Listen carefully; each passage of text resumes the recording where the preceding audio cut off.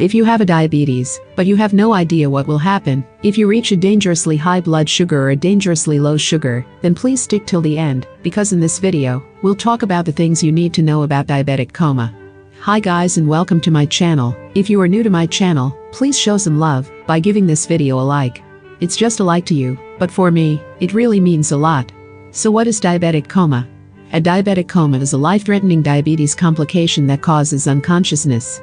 If you have diabetes, dangerously high blood sugar also known as hyperglycemia, or dangerously low blood sugar also known as hypoglycemia, can lead to a diabetic coma.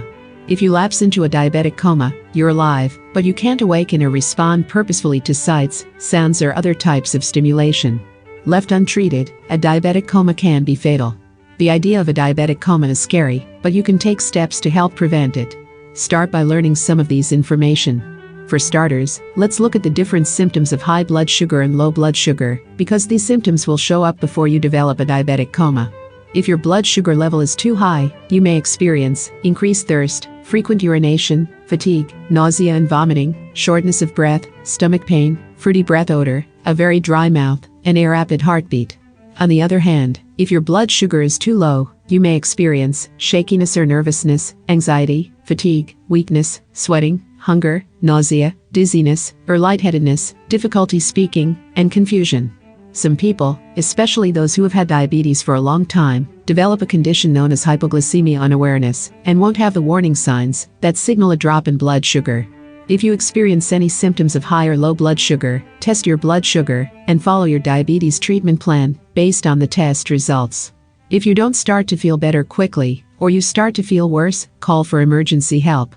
If you're with someone with diabetes who has passed out, call for emergency help, and be sure to let the emergency personnel know that the unconscious person has diabetes.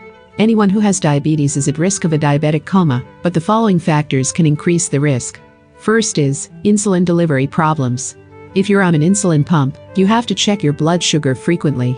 Insulin delivery can stop if the pump fails, or the tubing is twisted, or falls out of place. A lack of insulin can lead to diabetic ketoacidosis. Second is an illness, trauma, or surgery. When you're sick or injured, blood sugar levels tend to rise, sometimes dramatically. This may cause diabetic ketoacidosis if you have type 1 diabetes and don't increase your insulin dosage to compensate. Medical conditions, such as congestive heart failure or kidney disease, also may increase your risk of diabetic hypersmolar syndrome. Third is poorly managed diabetes. If you don't monitor your blood sugar properly, or take your medications as directed, you'll have a higher risk of developing long-term complications in the diabetic coma. Fourth is deliberately skipping meals or insulin. Sometimes, people with diabetes who also have an eating disorder choose not to use their insulin as directed with the hope of losing weight. This is a dangerous life-threatening practice that increases the risk of a diabetic coma. Fifth is drinking alcohol. Alcohol can have unpredictable effects on your blood sugar. Alcohol's sedating effects may make it harder for you to know when you're having low blood sugar symptoms. This can increase your risk of a diabetic coma caused by hypoglycemia. Sixth is illegal drug use. Illegal drugs, such as cocaine and ecstasy, can increase your risk of severe high blood sugar levels and conditions linked to diabetic coma. Diabetic coma can be prevented by controlling your diabetes on a day-to-day basis, and here are some tips to do it. First is follow your meal plan. Consistent snacks and meals can help you control your blood sugar level. Second is, keep an eye on your blood sugar level. Frequent blood sugar tests can tell you whether you're keeping your blood sugar level in your target range and alert you to dangerous highs or lows. Check more frequently if you've exercised, because exercise can cause blood sugar levels to drop even hours later, especially if you don't exercise regularly. Third is, take your medication as directed. If you have frequent episodes of high or low blood sugar, let your doctor know. He or she may need to adjust the dose or the timing of your medication. Fourth is, have a sick day plan. Illness can cause an unexpected change in blood sugar. If you are sick and unable to eat, your blood sugar may drop. Before you get sick, talk with your doctor about how to best manage your blood sugar levels. Consider storing at least 3 days' worth of diabetes supplies in an extra glucagon kit in case of emergencies. Fifth is, check for ketones when your blood sugar is high. Check your urine for ketones when your blood sugar level is over 250 milligrams per deciliter, or 14 millimoles per liter on more than 2 consecutive tests, especially if you are sick. If you have a large amount of ketones, call your doctor for advice. Call your doctor immediately if you have any level of ketones and are vomiting. High levels of ketones can lead to diabetic ketoacidosis, which can lead to coma. Sixth is, have glucagon and fast-acting sources of sugar available.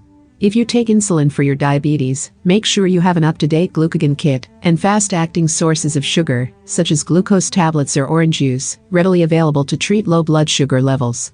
Seventh is, consider a continuous glucose monitor or CGM, especially if you have trouble maintaining stable blood sugar levels or you don't feel symptoms of low blood sugar or hypoglycemia unawareness. CGMs are devices that use a small sensor inserted underneath the skin to track trends in your blood sugar levels and transmit the information to a wireless device. These devices can alert you when your blood sugar is dangerously low or if it is dropping too fast. However, you still need to test your blood sugar levels using a blood glucose meter, even if you're using a CGM. CGMs are more expensive than conventional glucose monitoring methods, but they may help you control your glucose better. 8 is, drink alcohol with caution.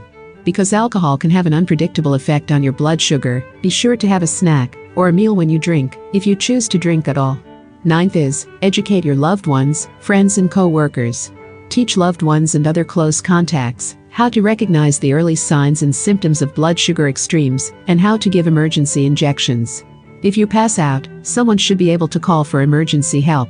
10th is, wear a medical ID bracelet or necklace. If you're unconscious, the ID can provide valuable information to your friends, co-workers and others, including emergency personnel. And that's it for today, guys.